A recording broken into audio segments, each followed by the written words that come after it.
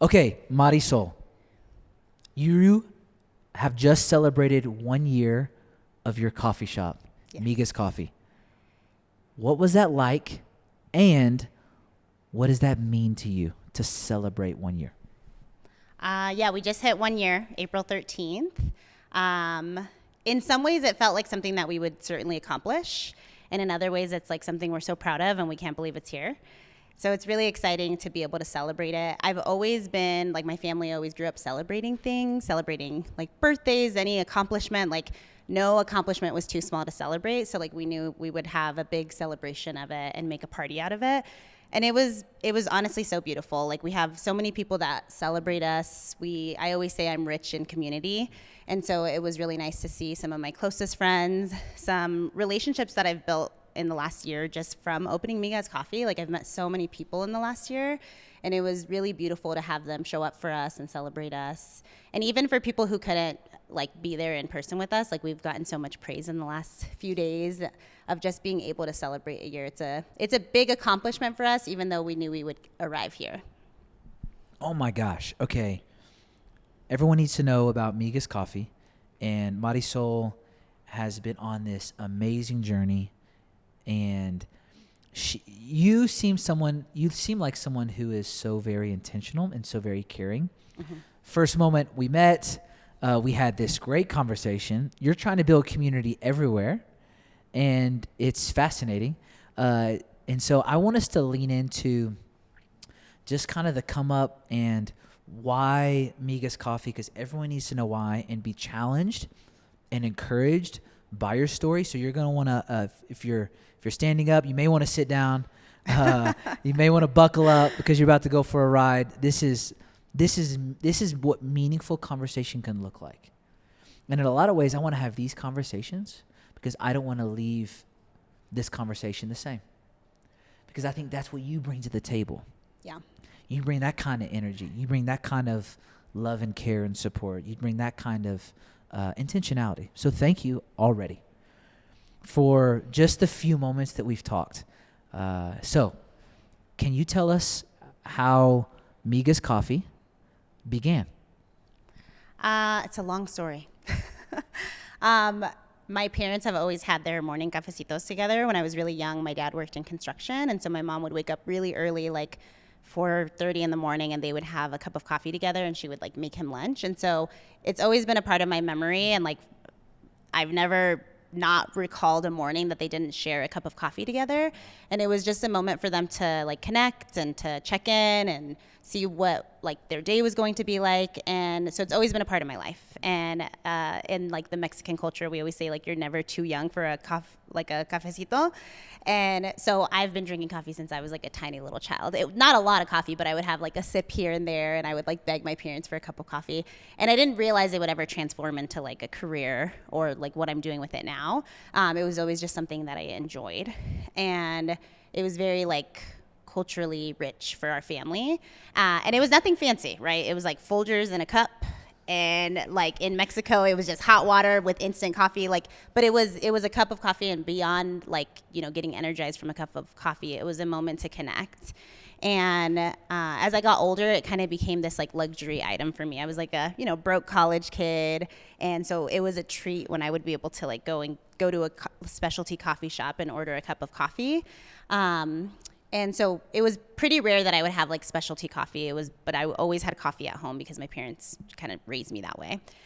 And I stopped drinking 7 years ago, which is kind of a different story. We'll talk about that later. But when I stopped drinking, people still wanted to hang out with me and connect with me. And one of the ways that I was connecting with people was like going out and drinking and, you know, having a late night with them.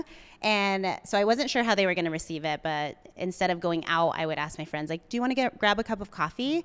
And everyone would say yes. And I was kind of impressed that everyone was like, sure, because instead of like staying out till 2 a.m., we were waking up early and grabbing a cup of coffee at like 8 or 9 in the morning.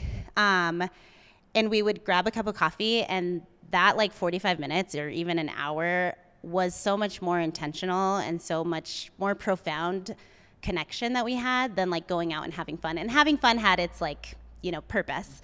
But really getting to know someone over a cup of coffee was so much more meaningful to me. And I was really grateful that at the time I was, I had made a huge life change, and people were very receptive to it, and they were supportive. And I don't think they realized how supportive it was to have a cup of coffee with me, but it really helped me to stay grounded. And so I have a saying on my Instagram that says, if the latte is right, Mari's there every night. And so I would post it every time I got a cup of coffee. And it just quickly became my personality, because for people who weren't getting a cup of coffee with me, they would see it on my Instagram almost every day. Like every chance I had, I would go get a cup of coffee. It was always on my Instagram almost daily. So it just became who I was. And time passed. I continued to drink coffee and stayed sober. And I went to a Rockies game with Javon. And Javon asked what I wanted to do with my life and like what my biggest dream was. And I, mentioned to him, one day I'm going to own a coffee shop. And he's like, cool, like you should start that. I'm like, yeah, one day. And it kind of seemed like the thing that people say, like, one day I'm going to do this, and they never get around to it, or like, 10 years from now I'll do it. And he kind of challenged me to start. And he told me, like, if you ever did start a coffee company, like how would that journey begin? And I was like, I should probably learn how to make coffee, right? Like I only knew how to drink coffee at the time. And so he challenged me to become a barista. And it was a really unique time in my life. I had just become a licensed therapist. I had just bought a house. And so becoming a barista and having a very different like salary was really scary to me. So initially I was like, no, I'm not going to become a barista.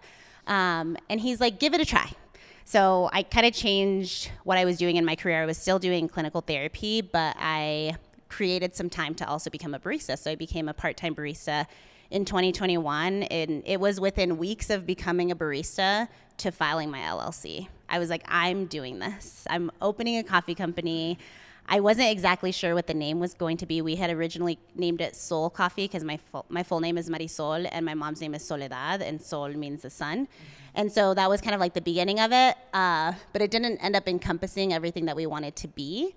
And so it changed over time. But I became a barista in 2021, and Javon and I thought that, well, let me back up a little bit. I run into Javon and I tell him, like, guess what? And he's like, you're a barista. And I'm like, yeah, I got a job as a barista.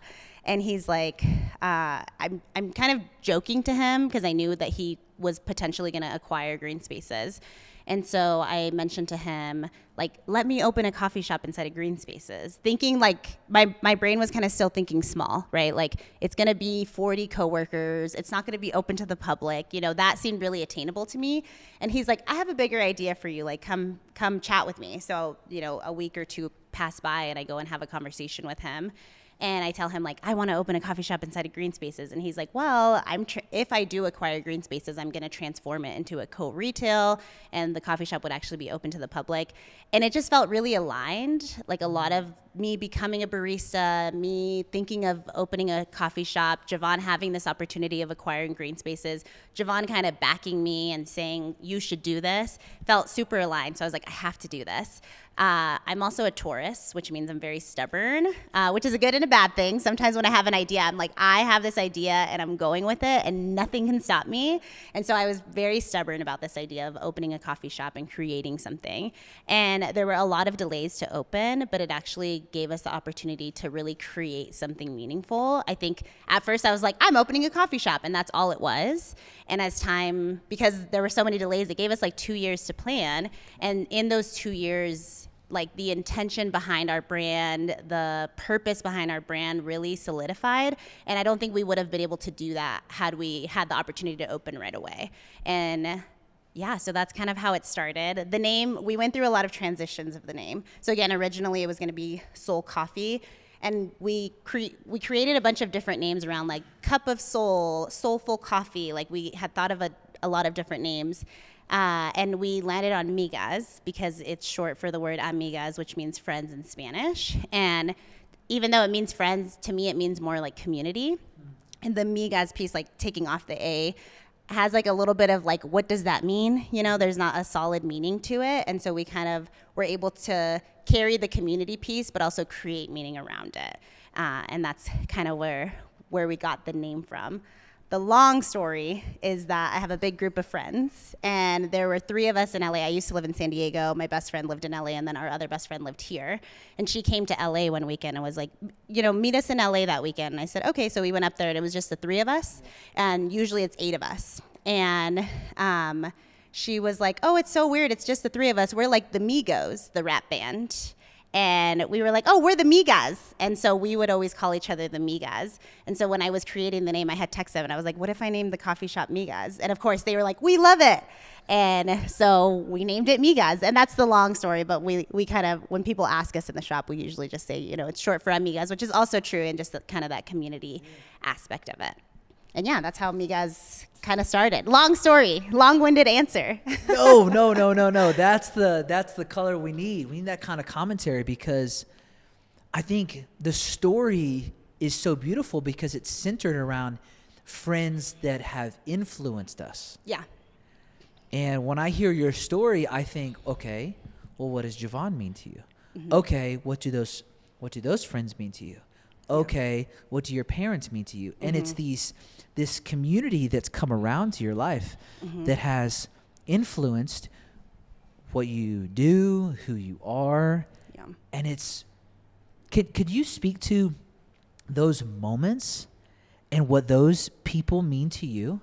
Because I don't know if we really understand is, like, humans need that. Mm-hmm. Oh, yeah. We need that. And a lot of people don't have that. No.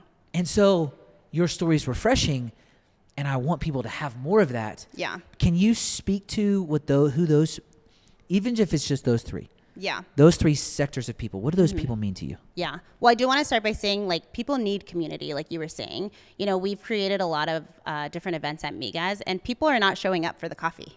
People are showing up for community because that's what they need, and they're searching for that, and they're wanting to feel like a part of something. And I'm hoping that, like, MIGAS is a place that can host that, and we've seen that in the last year, which has been really beautiful.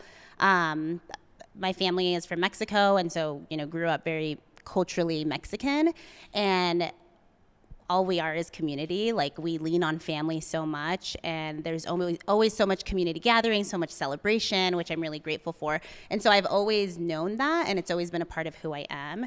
And I mentioned earlier, I am rich in community. I always say I'm rich in friendship. When people ask me, I'm like, I'm rich. I have so much love around me. I have so much support around me.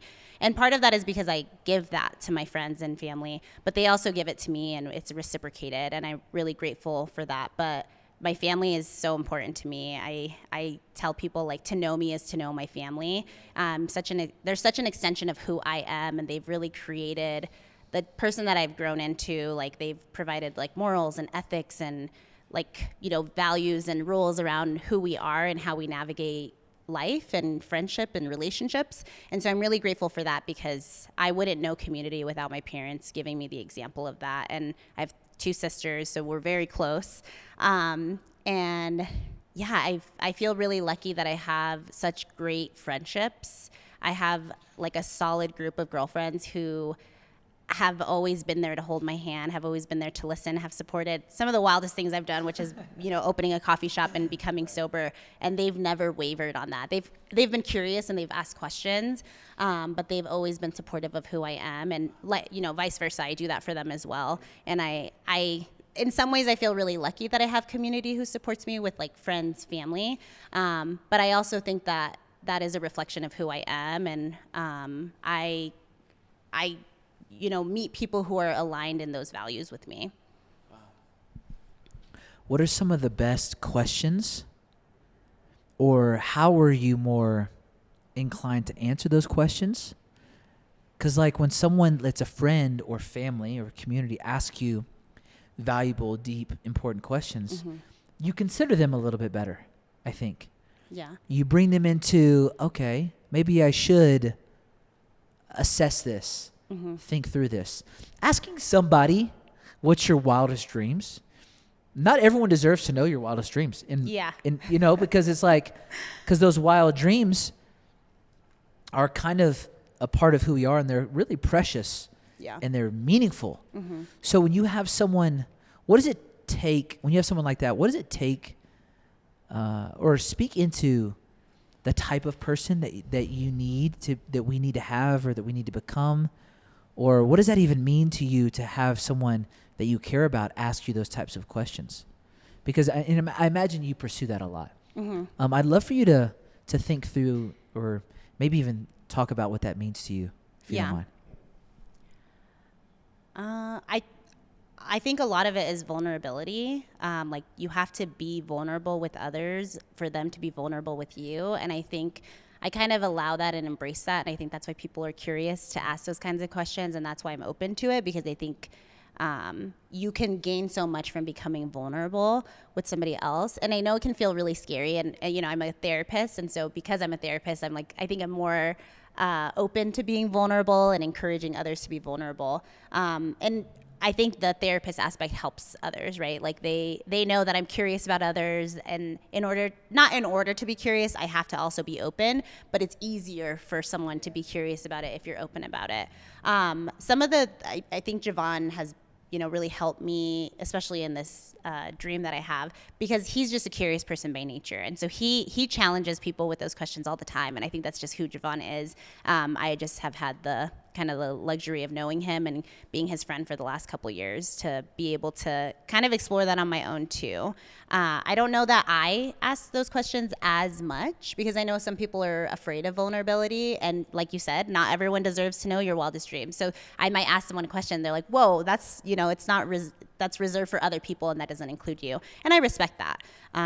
So I don't know. I talked about alignment a little bit earlier, and I think that I am often in alignment with things that are supposed to be in my life. And so people will come to me with those questions when I'm supposed to be exploring them, or those opportunities will come when I'm ready for them. And I think that I'm grateful that I feel very aligned in that, mostly because I feel ready for it.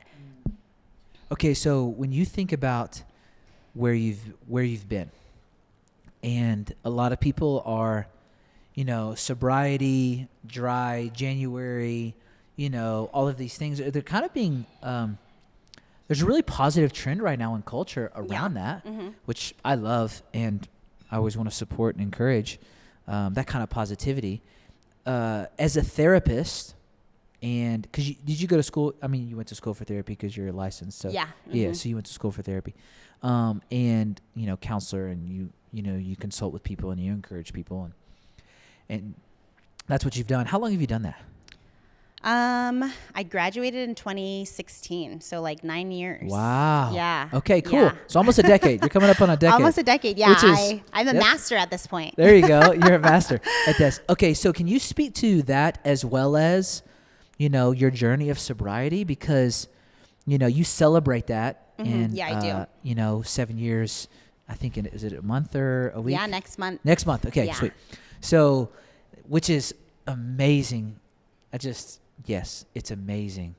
And that is something so powerful and meaningful to celebrate. And as we celebrate, and I celebrate that with you, can you speak to that journey? If someone's listening and they're in the middle of that, or considering it, or they're on the other side of it, or as a therapist and as a counselor, as well as you've been on this journey of sobriety, you know, for 7 years, and then the 10-year career that you've had. Do you mind speaking to that and kind of helping us understand? I would say they're kind of separate things. Is Perfect. that okay? Please. No, they are. Yeah. They're definitely separate, and you've wrestled with them and you've worked through it different ways. So it's great. Yeah. So becoming a therapist was its own journey. My parents have always really supported my academic dreams, which has been really helpful for me to be like, I can do whatever I want. And I actually wasn't sure what I wanted to do when I was in college. And I met I did like a research project, and one of my advisors for the research project was like, I think you'd be a great therapist. So I started looking into it, and that's what I became. And I think the journey to becoming a therapist was actually more of like an inner child healing piece. When I was a kid, I was a monolingual Spanish speaker. My parents, had moved here from Mexico, and they were trying to create something out of very little. And they did. They have created quite the legacy for themselves. But my life was very different, and my family comes from a very codependent family dynamic, and my dad is an alcoholic, just like myself. And so there was a lot of really unhealthy family dynamics happening. And also, like, our family didn't really know how to navigate a lot of community resources because we only spoke Spanish. And like I learned English once I got to elementary school, but my parents still didn't speak much English. Now they do. And so we really needed help, and I probably would have greatly benefited from speaking to somebody and talking to a therapist. And I think that that's where my joy came from in helping others and becoming a therapist. And I'm really grateful for that. I find so much, I don't even know what the right word is. I want to say joy. I find it's so purposeful and meaningful to help others. And I can't help everyone, but I'm grateful that I can help people where they're at, especially if they're coming to me. And if they want to find help, I can usually guide them in the right direction. And I'm very grateful that I can do that for the community the community that I'm a part of, right? Most of the families that I work with are Spanish speaking. And I'm also grateful that I can speak to them in their native language. And there's this like cultural relationship that I have with them already that helps them feel safe. There's still a lot of power dynamics and differences, right? Like I'm like middle class, master's level degree education. I'm working with a lot of families on Medicaid, and so they're much lower resources. So there's still some power imbalances, but I think that cultural connection is really meaningful to them, that it's not just someone who learns Spanish, it's someone whose native language is Spanish, and that cultural connection is automatically there. So I'm very grateful that I can be the person that I would have needed as a child. And now I'm a trauma specialist, so I do a lot of EMDR, and I am also really grateful that I learned that practice, and I help people get past the hardest experiences that they've ever had in their life. And that is something that I feel like money cannot buy that. You know, people experience some of the hardest things and they don't know how to talk about it. They don't know how to process it. I'm an EMDR therapist, and so reprocessing it through EMDR is fascinating, and I'm so grateful that I can support people in that way. What is MDR? Eye movement desensitization reprocessing therapy. Yeah. Okay. EMDR. EMDR, yeah. Got you. It's like uses bilateral stimulation to detangle the synapses in your brain to desensitize trauma. Okay. Do you care to elaborate on that just for a second? Because Sure. I feel like a lot of people don't understand that. Maybe even some working terms would be awesome. Yeah. Well, I've been a therapist since 2016. I got trained in EMDR like 2020, maybe 2020. I remember it was during the pandemic. So I got trained in it, and then it takes a little while to get certified. So I've been certified for a year now. But it's a treatment that primarily specializes in trauma. A lot of the research comes from people who have PTSD, but it also helps a lot of other symptoms, including like anxiety, depression, substance use. So it has a lot of other modalities, but most of the research is done with trauma. And so when you experience trauma, your brain kind of remembers that memory and puts it all together to say, this is really scary, and the next time it happens, something bad is going to happen to you again. And that's why you have this like exaggerated startle response. That's why you're afraid of getting in your car again. That's why you don't trust men. You know, like there's all these things that your brain tells you, and you create this negative cognition about your traumatic experience to remind your brain and your body like something bad could happen to us, and this is unsafe, which is in some ways a good thing. It's like a way to protect yourself, but when you've experienced trauma, you overdo it. And so when you do EMDR, you think of like the hardest part of the trauma experience and you attach it to the negative cognition that you have. You try to create a positive cognition that you would prefer to have, and then you use bilateral stimulation, which is using the left and the right side of your brain, which is what we do when we're sleeping. So that's why when you fall asleep, the next day you feel a little bit better, even though nothing has changed. It's because your brain was healing those parts for you. And so as the therapist, we engage in the bilateral stimulation while we're targeting the traumatic experience, and it helps to desensitize and detangle those neurons in your brain that say, this was really scary, this is really bad, something bad is going to happen to me. Helps to desensitize it, so the next time you hear that noise or you smell that smell or you see that thing that was the traumatic that's attached to the traumatic memory, it no longer like triggers your trauma response. Okay, so it's less crippling for the individual that's dealing with it, right? Yes. That's another way that we can move forward and not have the thing cripple us and stop us from. Yeah. And the nice thing about EMDR is you don't have to tell the whole narrative of the story, which is a lot of the research on previous trauma experiences is that in order to reprocess, you have to tell everything. That's really traumatizing to your system. And with I've always thought that exact thing. Yeah. It's like, why do I have to relive this? Yeah. And so with EMDR, you still have to relive it, but it's just a part. And then you tap or you use bilateral stimulation to engage your brain. And then the therapist says, like, what do you notice now? And you bring up what you're noticing in that moment. So it's like these parts of the of the trauma memory and the trauma network that's in your brain, and it helps to desensitize it. It's fascinating work. Okay, this is exactly why we need to have this conversation, because I just knew. Okay, if somebody is dealing with what you're just talking about, maybe they feel crippled, they're struggling to move forward. How do they know that they may need to spend time with you, or not, but may need to spend time with that kind of therapy? We, as a therapist, we typically say like when it's getting in the way of your life, like when it's impacting your relationships, impacting your work, impacting sleep. So once it starts impacting different parts of your life where it makes daily functioning harder, that's typically when we're like, we should talk to somebody. With EMDR though, our traumatic experiences are so attached to who we are. And some of us don't know who we are without those experiences. So sometimes people aren't ready for EMDR because they don't know who they are if they're able to go through if they're able to process one of the hardest experiences that they've had. And not that they it never happened and they ignore it and they're letting go of it, but they are letting go of a piece of that. And it's hard, especially for people who are grieving their partner, and their partner dies. It's like, how can I let go of that part of who I am? Or even people who have experienced other traumas like, car accidents, sexual assault, even though that's not something that they want to experience, they also don't know who they are without them. And so sometimes even though people want to overcome their traumas, it's a really hard part of themselves to let go of. How should somebody then reframe it? How would you reframe it with someone that needs to go through EMDR, but because they feel like it's attached to them, how would you reframe it for them to consider it? Yeah. And to think through it differently, because it doesn't necessarily, change their core, but it does make them healthier. How would you reframe that? So one of the things we do in EMDR is we talk about parts work, because we have different parts, right? Like a part of me is a barista, a part of me is an owner, a part of me is a therapist, a part of me is a sister and a daughter, right? Like we have different parts of who we are. And sometimes those parts are really big. And so one of the ways that we try to help clients reframe it is like, this part is still going to be a part of you. It just may not be the biggest part of you, right?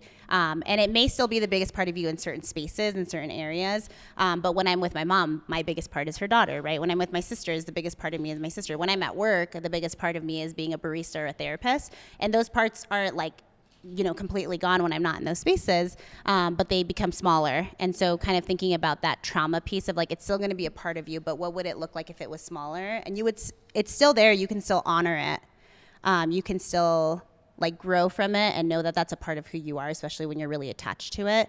But that it doesn't have to be who you are, kind of like you were saying. It's not the core of you.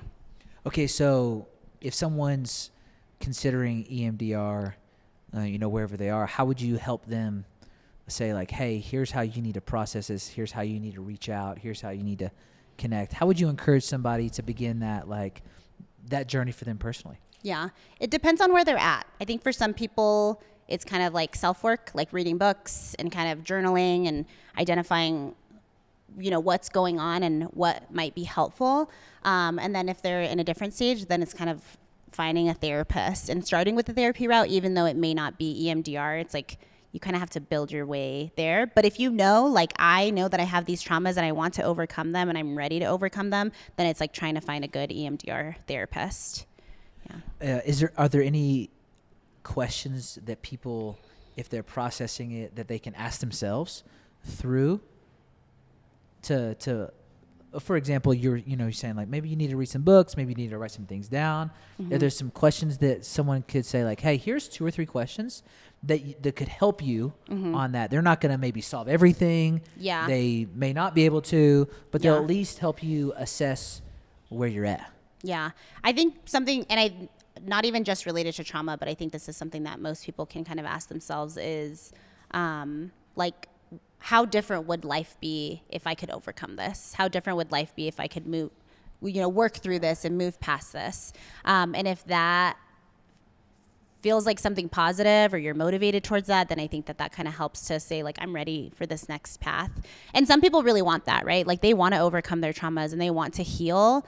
But they know that the healing part is not pretty, right? It's not an easy process. And every day I feel really honored that my clients come to me and they're willing to dive into some of the hardest things that they've ever experienced. And I really, truly am honored that they trust me, because a lot of times I'm just another stranger in a room with them at first.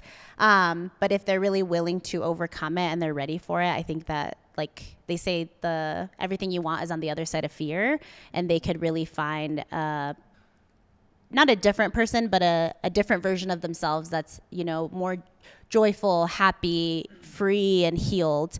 And I know it's a murky journey to get there, but it's, for the clients and families that I've helped, I am just so impressed with the person who walks out of my door compared to the person I met months before.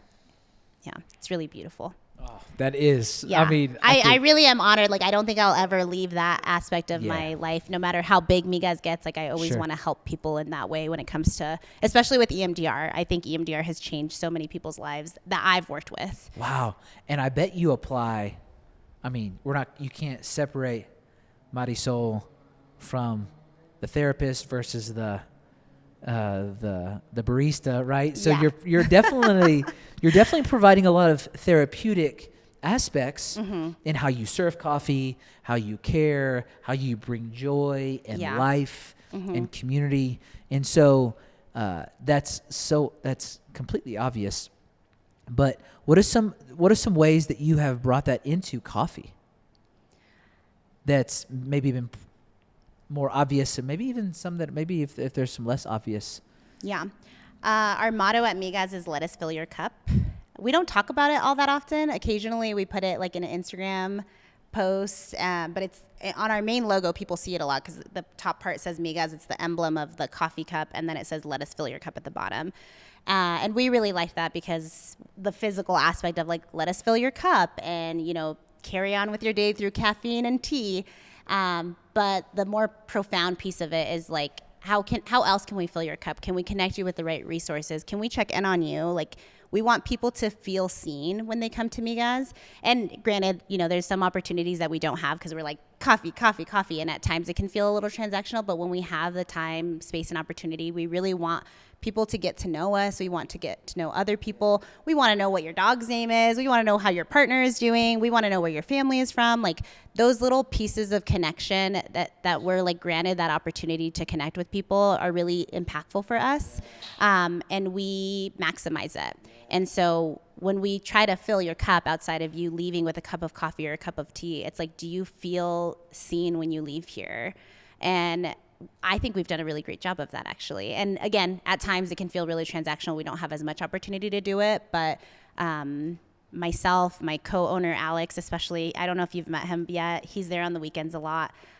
Man, that boy can talk to a wall. And the gift of gab that he has to be able to talk to anybody and get to know anyone, like, sometimes people will leave the line and I'm like, how do you know them? And he's like, I don't know them. He just, like, naturally gets to connect with somebody, and he does such a graceful job of it.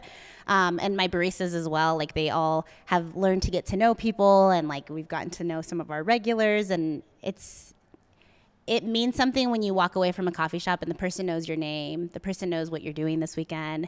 And we don't just do that because that's how we're, like, trained to do it. We do it because we care. And a lot of that, like, care and love goes into like, getting to know the people who come to MIGAS, because, again, people are looking for community. They want to feel like they're a part of something. And even if you can feel like a part of our morning, that's important to us. I've always said that baristas at a really good coffee shops, the reason it's a good coffee shop is not necessarily the quality of the coffee, even though that plays an aspect of it. Mm-hmm. But the baristas are actually at the great coffee shops are phenomenal at building community. And if you want to learn how to build community in that city or in that neighborhood or in that area, go to the best coffee shop and watch how they do it. Yeah. Because how they do it is beyond the cup. Yeah. They genuinely, like you said, see people. They genuinely talk to people. Yeah. They actually know someone's name. And if you will give them a little bit of consistency, they'll know the day of the week based off of the rhythms that you have. And it's this cool, it's the coolest thing when you see that happen naturally and organically. And by the way, it can be intentional on the front end, but that doesn't mean it's not natural and organic. Right. Yeah. It still takes time to grow. It still takes time to foster. It still takes time to plant those seeds, to see what kind of fruit comes from that plant that you've planted. And it's, I love how, I love the process of that, because you can see it play out and it's so meaningful. Yeah. Oh, it's so meaningful. Yeah. So as you think about that route that you've taken, what about the 7 years of sobriety? Because that's a really meaningful story to tell as well, and something that you celebrate. So if you don't mind maybe sharing a little bit about that with us. Yes. Wait, really quick. Please. Shameless plug. If you've never been to Mango Tree Coffee, have you been there? Yes. I have learned so much from those baristas. Some of my favorite baristas are from Mango Tree Coffee, and the way that they see people, the way that they, oh my God, it's like nothing I've ever seen. I've gained so much from that coffee shop. That was like my daily coffee shop before I opened MIGAS, and I told them, like, I'm opening a coffee shop too. And I embraced so much of the way that they treated me to treat others, because I was like, this is how I want to feel when I leave a coffee shop. This is how people should feel, beyond me spending, my $7 at a coffee shop. Like I want to leave with something more than a cup of coffee, and they do such a natural job of it. They're incredible. It seems like you're familiar. But yeah, sobriety. So my dad is an alcoholic. He is not a recovering alcoholic. I am now a recovering alcoholic, 7 years next month on the 19th.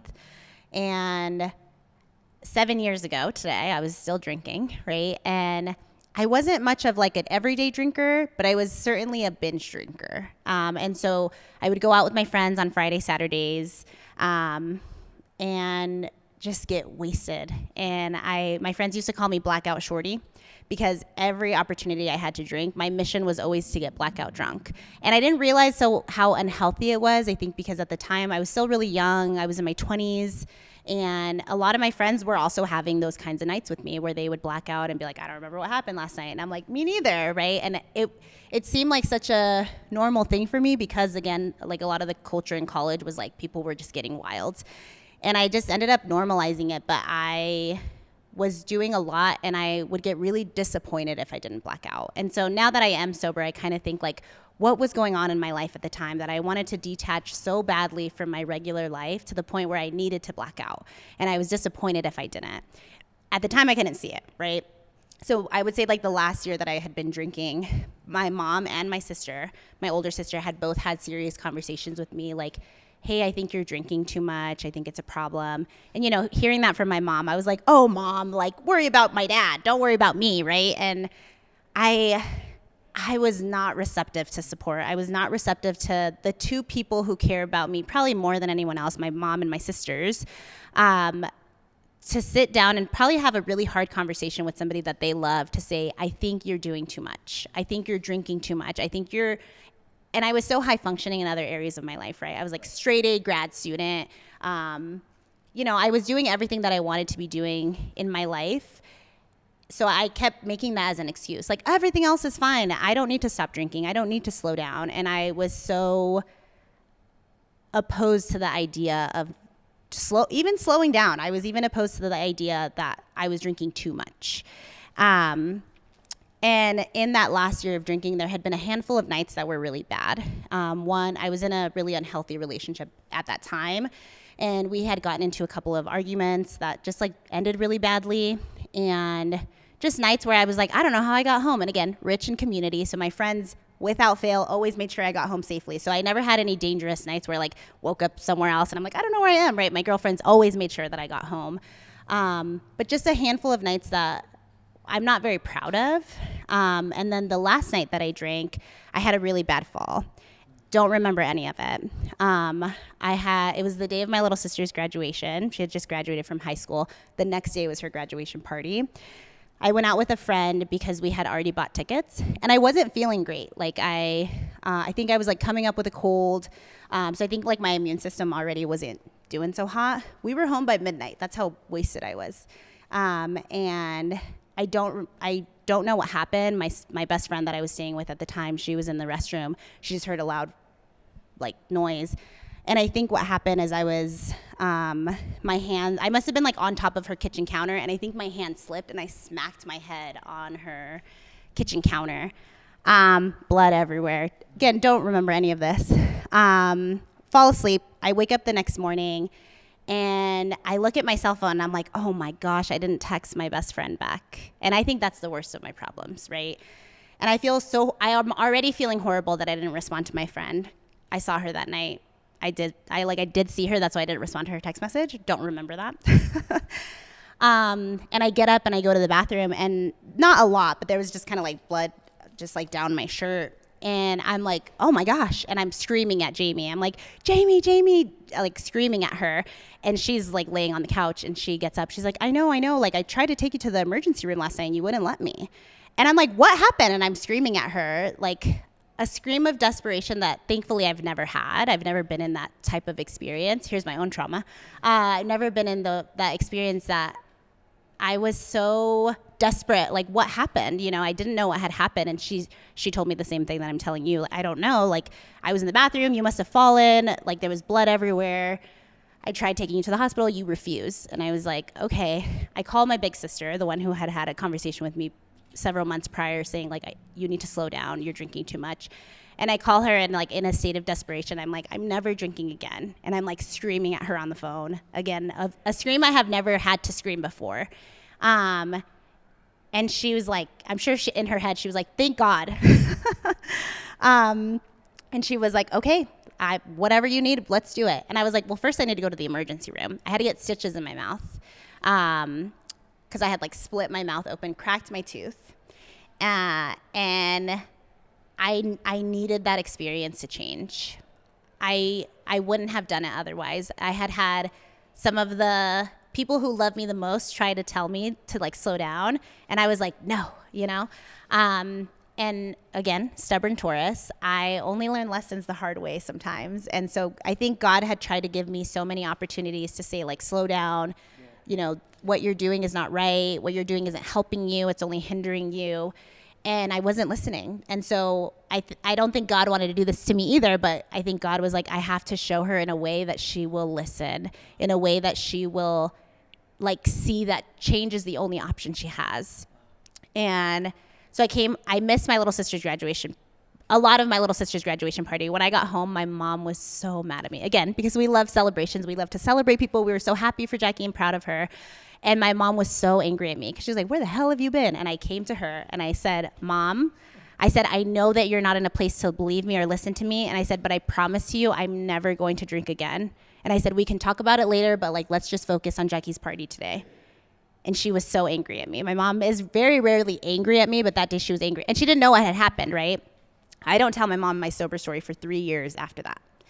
I was so ashamed of it. I had so much shame about my fall. I had so much shame that I would allow myself to get to the point where I was drinking so much that something like that would happen to me on an average night. That was not something like, you know, it was a normal night for me, drinking wise. And so I kind of white knuckled it that first year. And my mom was like, if you're going to do it, you have to do it right. Like, you have to go to AA meetings. You have to do this. I went to one AA meeting the first year that I got sober. I don't know how I stayed sober that year. I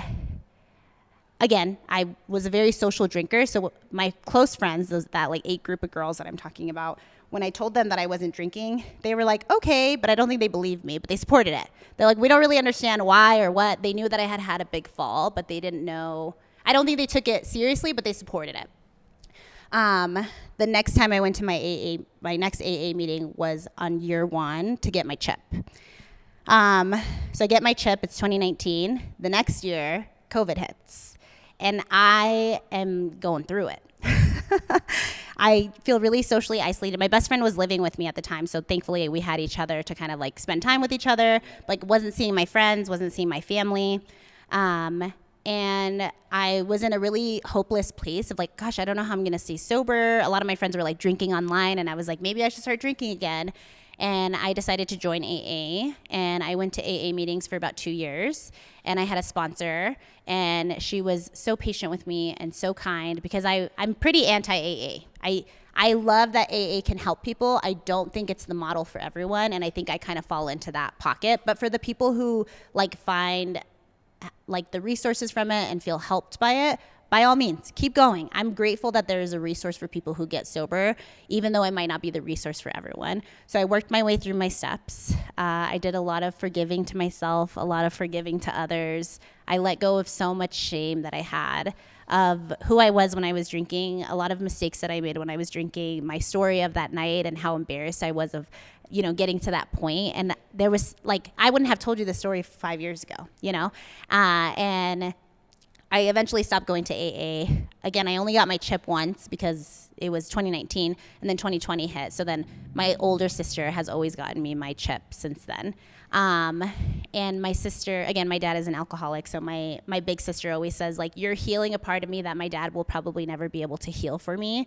And she says, if I ever have kids, that I won't create the life that my parents did a great job. I love them and they've been so supportive to us, but also my dad's drinking was harmful to us as kids. And that's why when I became an adult, I so much normalized drinking is fine. My dad drinks all the time. I can drink. It's not a big deal.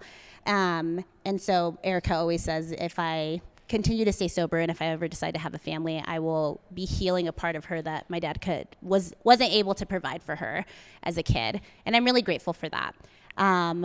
When I got to 1 year, I posted about it and my close friends knew that I was sober, but social media did not know that I was sober. And so a lot of people were like, what? You don't they maybe had seen me in the last year and I was like, oh, I'm not drinking tonight. I have something in the morning or I'm driving, and people would kind of respect that. But a lot of people were kind of like, what? You're not drinking? You're sober? And then I just became very publicly sober, and I've noticed how helpful it's been to others who are thinking about sobriety, who are struggling with substance abuse, or use. And I'm so grateful that I can be that, because when I got sober out of desperation. I didn't think about reaching out for help. I didn't think about who could support me or who had walked in, that journey before me.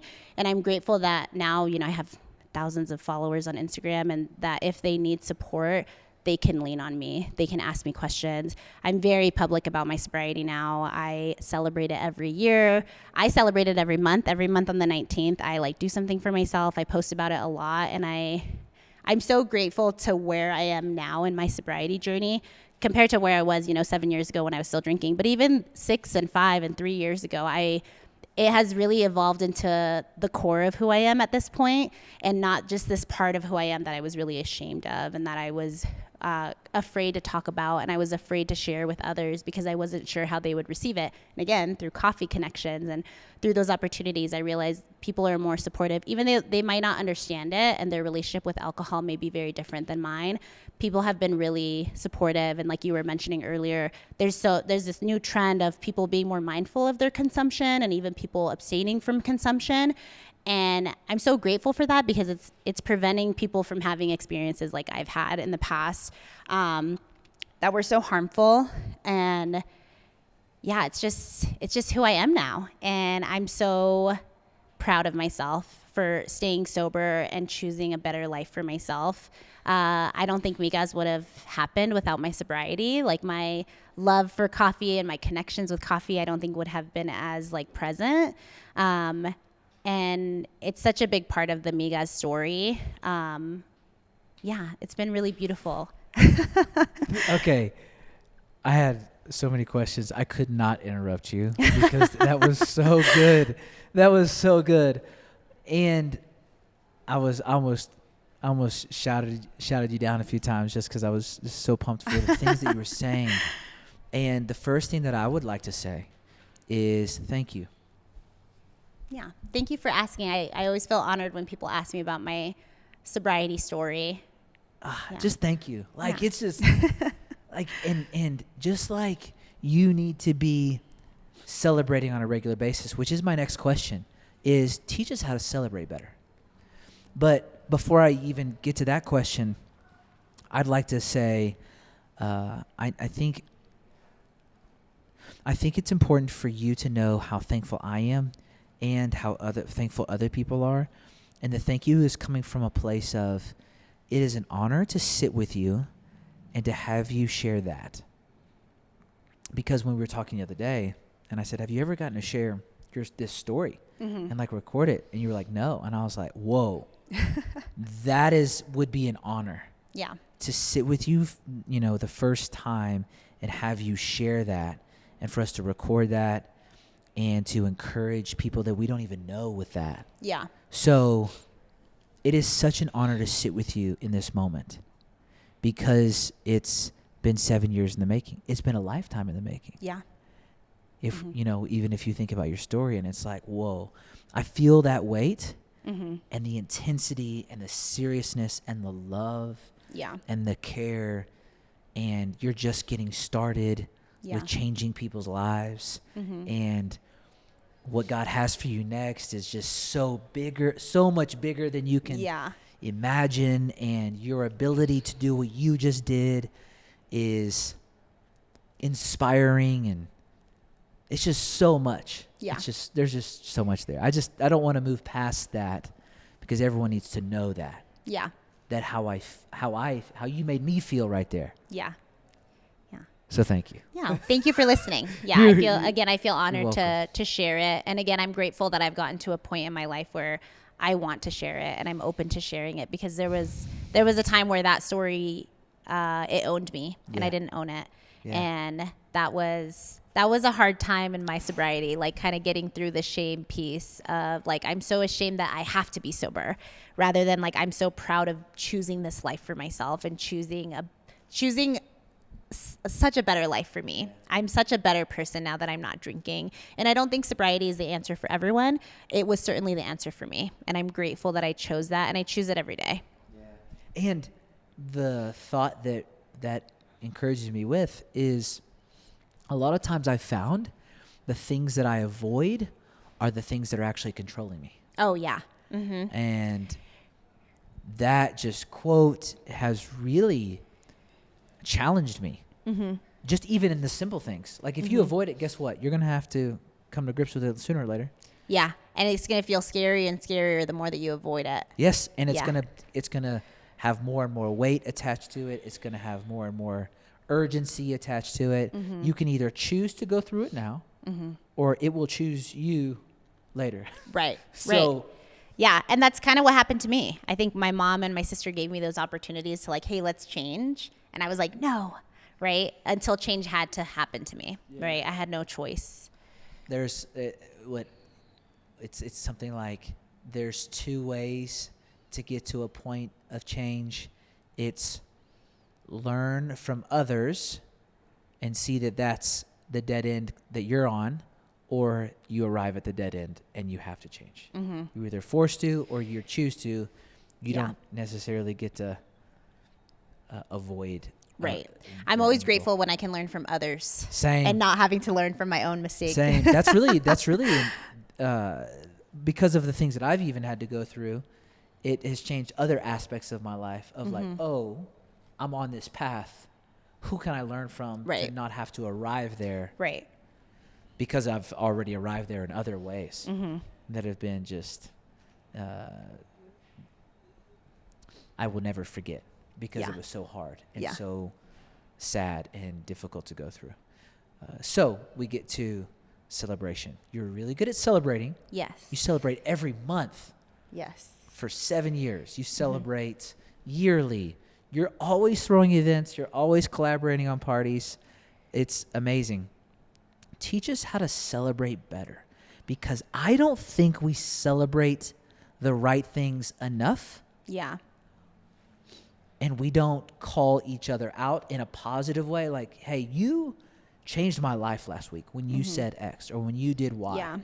Yeah. And I need to celebrate things that actually matter more. Teach me how to celebrate better. Yeah. I think part of it comes from like owning it, right? Like, do you want to celebrate yourself? And I'm grateful that I have a lot of people in my life who want to celebrate me. So even when I'm like, it's not big enough, my friends and family are like, we're celebrating you, right? So any opportunity that I have to celebrate myself or celebrate others, I try to embrace it, and I encourage others to do it. And it doesn't have to be this like huge celebration, right? Like I have an annual birthday party. I don't know if I've told you about this. It's called Cinco de Mari. So I do it on the Cinco de Mayo weekend. My birthday is the following weekend, but I always do Cinco de Mari. And it's like my biggest event of the year. I love it. I love a birthday party. I tell people, I'm like, your birthday is like your own holiday. So own it and do something for yourself. And again, it doesn't have to be a big party. Like sometimes when I think about celebrating myself on the 19th, it's like going out to get an acai bowl, like going out to get a second cup of coffee today. You know, it's just something that just reminds me like I am worth being celebrated, whether it's doing it for myself and it's something small, doing it with others and in community, doing it for others, or letting other people do it for me. Which is incredible. Last week, I was thinking about this. I was thinking, I'm really good at celebrating maybe a touchdown or some other team that I'm not even involved in. Yeah. Or just a moment because I got excited because I was watching a game. It doesn't even have to be about sport. It can just be other things, or just, it could just be other stuff. But then I'm like, well, what's the most valuable thing in my life? Well, it's these people that I love. Mm-hmm. Well, how am I celebrating their advancement, their growth? Yeah. Them as being in my life. And I should use my words better. Yeah. To celebrate this human. I don't have to know them for a long time even. Yeah. It's when I am thankful and grateful for someone and because of who they are and what they've done in my life, I should just use my words and say that. Yeah. Hey, can I just celebrate you for a moment? Right. Like, I just want to celebrate you. Can I buy you a cup of coffee to celebrate you? Can I take you out to lunch? Can I take you out for breakfast? You know what I mean? Just celebrating the friendships that are right there in front of us. Mm-hmm. Money doesn't even have to be involved. It could just be verbal affirmation. Yeah. And it's like, oh my gosh, I was challenged by that this past week. Mm-hmm. And it was like, oh, I celebrate all of these huge things. But the biggest things that I maybe take for granted, I need to celebrate them more consistently. That doesn't mean that they'll be less consistent or frequent in my life. They may just be there every day. Mm-hmm. But just because my wife is there every day right now doesn't mean I shouldn't celebrate her every day and let her know. Right. Yeah. We got to let people know that we care, that we value them.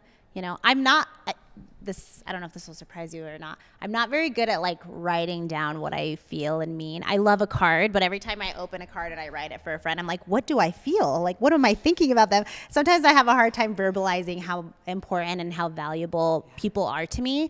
But when I have the opportunity, I try my best to do that because people need to be reminded. Like, I think especially like in those day-to-day relationships, like with your wife, with our friends, it's like some of the ways that we show them is by like spending time with them, but like saying it with words and more action, I think is so important. We have to remind ourselves to do that. I feel the exact same way. And I've actually applied a little trick to help me lately to that exact thing. Yeah. Because someone was challenging me the other day to write more cards and things. And I was like, honestly, I think it could help if I, instead of wait for a big moment to say a bunch of stuff, just have a lot of little moments where I say something. Yeah. And then it kind of breaks down the mountain of emotion or feeling or thoughts. And I've been saying this for a long time. Yeah. And it helps me get to a point of like, oh, I have something to write because I've been writing a lot of little things. Mm-hmm. Well, now I have something big to say. Yeah. And so it's like, how do you eat an elephant type thing? It's little by little. Yeah. It's a bite at a time. So just start taking bites out of that. I have so much to say. Well, don't wait for a big moment to where you lose the words. Mm-hmm. Have the words in the small moments, and then the big moment won't be a surprise. Yeah. Anyways, that's something that I've been trying to... I need to open up a little notes app for each of my friends. I love that. I think I've heard this, that most people don't utilize the notes app in our phone as well as we could, folders and that type of thing. Anyways, I just been thinking about that a lot lately. Yeah. I thought that was really cool. So there's a thought that I was wanting to ask you about because there's a lot of coffee connoisseurs, and I thought this was so you. And I was asking you earlier about, what if someone really loves coffee? What would you say to them if they're like a coffee connoisseur, coffee snob in some cases? They're the person that's always looking for the most high quality bean that's sourced in the most intentional way, and that's all this stuff. So what would you say to that person on the other side of the cup? And I think that everyone's going to really want to hear what you have to say to this because I think you totally flipped the script. So what would you say to that person? There's so much to learn when it comes to coffee. Even myself, like I've been in the honestly, I feel like a rookie in the coffee world because I've drank coffee my whole life, but I've only really been into specialty coffee in the last couple of years. There are so many people to learn from, whether it's a roaster, whether it's a coffee owner, whether it's a barista. Like I've met so many baristas who have way more knowledge than I do, right? I have the luxury of having a barista on my team right now that's been in the industry for like 10 years, and we learn from her every day. And I think a lot of it is just like having a willingness to learn. I think sometimes when you get to that level of being a coffee snob, you're so like, I know everything and like I can't learn. There's always more people to learn from. When you learn from like the farmers in Costa Rica, like the roasters, you know, in individual shops, like coffee is so expansive. Like there's always more to learn from, and just being open to the idea of learning more about coffee. Yes, the quality will get harder because you'll be able to distinguish bad coffee a lot quicker. But there's so much to learn. Even from like, we specialize a lot in like espresso and specialty coffee, but like we don't do a lot of like pour overs. Like Corvus does a really great job of pour overs, and like that's just like a different branch that we're in. And like we don't roast at our shop, and so like there's a whole roasting industry, and like again the farmers. Like there is so much to gain and learn from when it comes to the world of coffee. And as we stay learners, we can grow ourselves. Yeah.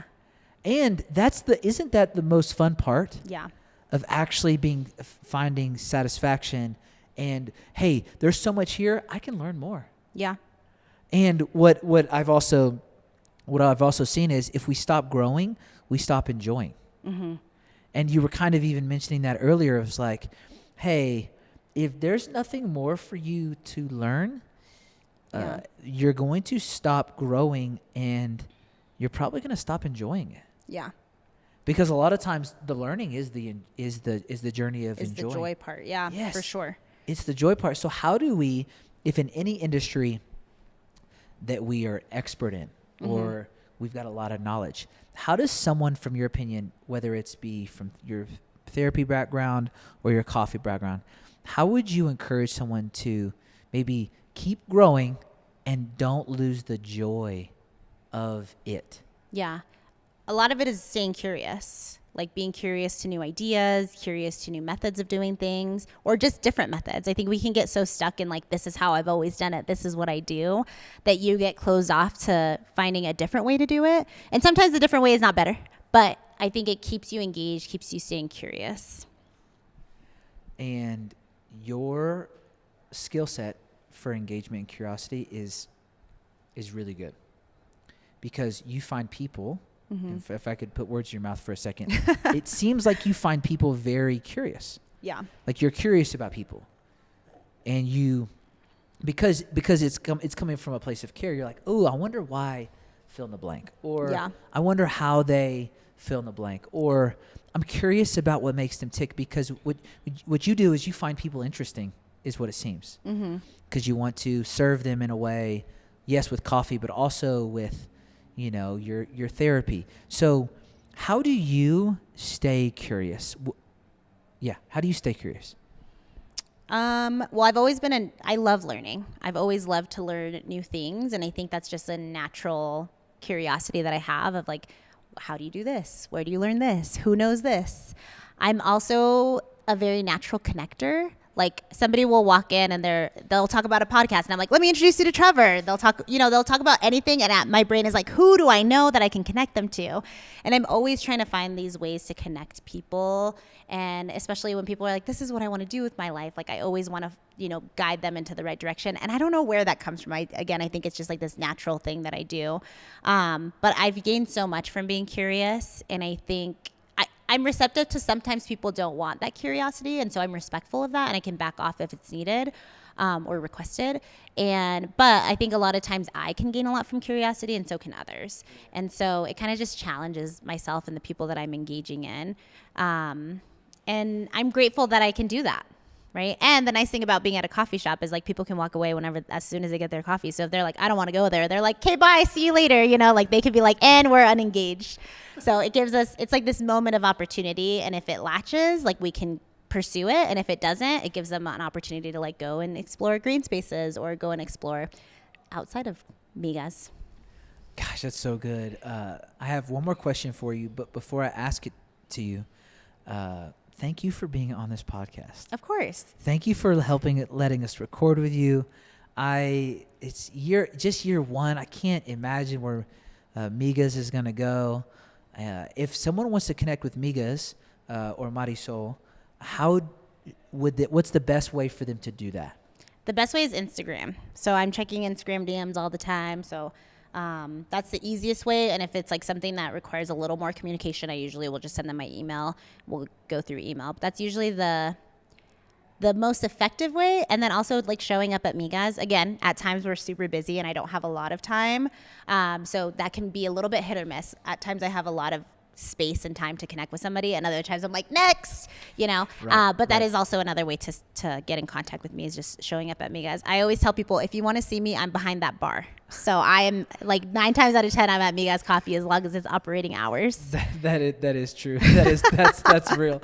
That's real. Actually, that's that small business grind too. Actually, which is awesome. So, do you care to give the handle real quick? I don't know. Oh, yeah. It's MIGAS Coffee Co. So, okay. MIGASCOFFEECO. Perfect. Yeah. And I would really encourage everyone, if you're coming to Denver, you've got to check MIGAS out and come see Marisol. Yeah. MIGAS Coffee Co. Love it. Last question. What's the best question that you think, or either that you're thinking about right now, or that we should be thinking about? That we could be asking ourselves or others? What's the best question that you have for us?